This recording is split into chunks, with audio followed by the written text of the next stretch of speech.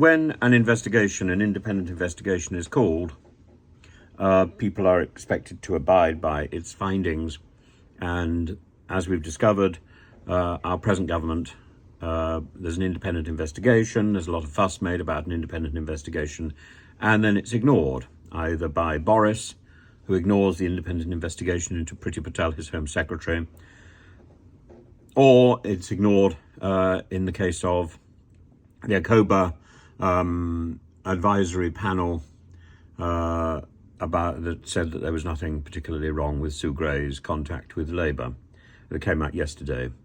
Now we've got the alternative version conducted by the Cabinet Office, which of course finds in exactly the opposite view. It's confusing itself. It says it finds there is no evidence that Miss Gray's contact with the Labour Party impacted on her investigation, but there might be perceived impartiality as a result of her contact with the Labour Party. It's absurd. It's completely and utterly absurd.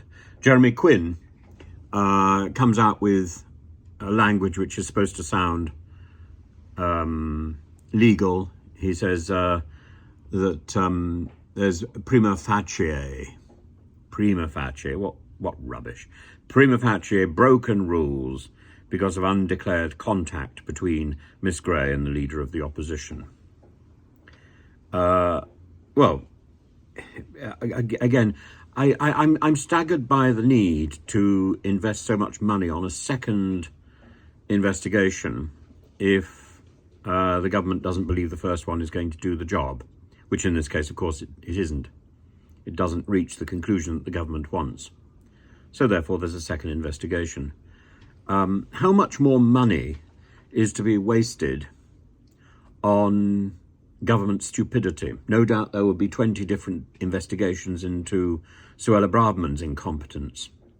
10 of them will find that she's been spectacular, and they will be the ones funded by the Conservative Party.